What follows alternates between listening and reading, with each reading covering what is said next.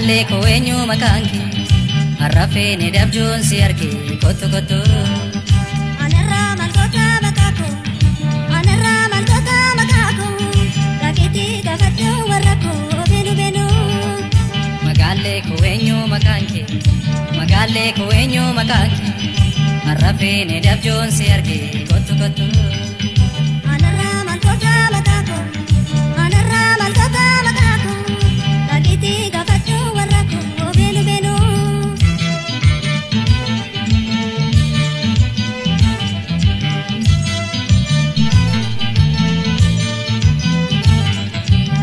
Kottu kottu maaliif nyaara guurta nama malee akkamiin jiraata jaajitee maagarraa na raafta.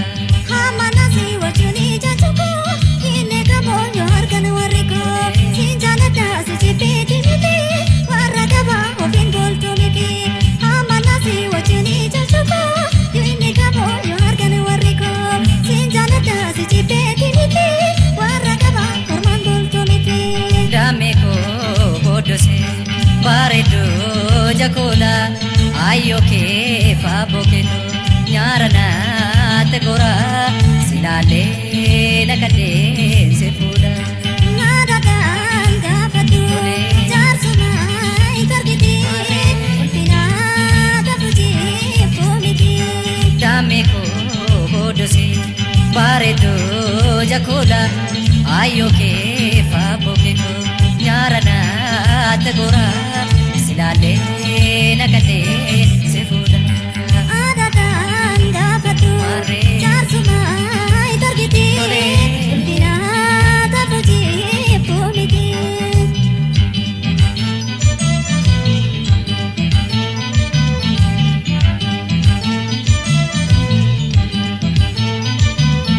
Magalle ko eenyu maqaan kee magalle ko eenyu maqaan kee harrafee ni dabjuun si arge kottu kottu.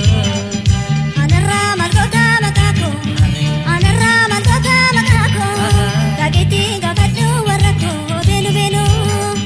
Magalle ko eenyu maqaan kee magalle ko eenyu maqaan kee harrafee ni dabjuun si arge kottu kottu.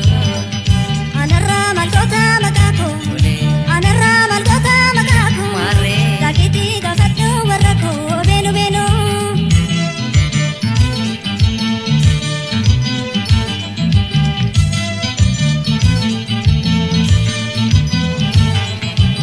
Jaalalaan miila koonaa sakaatte dubbii jaalalaan na goboodifte malkabayoo eeggannoo na baatte. Meena disiin afaanaan gogsini harraba kennan dogoggorsini kan kanarraa nan kakaachisini deemti badoo warra koo wajjini. Meena disiin afaanaan gogsini harraba kennan dogoggorsini kan kanarraa nan kakaachisini deemti badoo warra koo wajjini.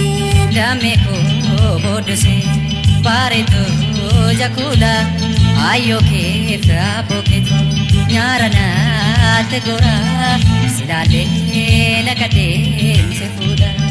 Naadhaan gaafadhu jaarsuma hin argite ulfinaa taphujii foomiti.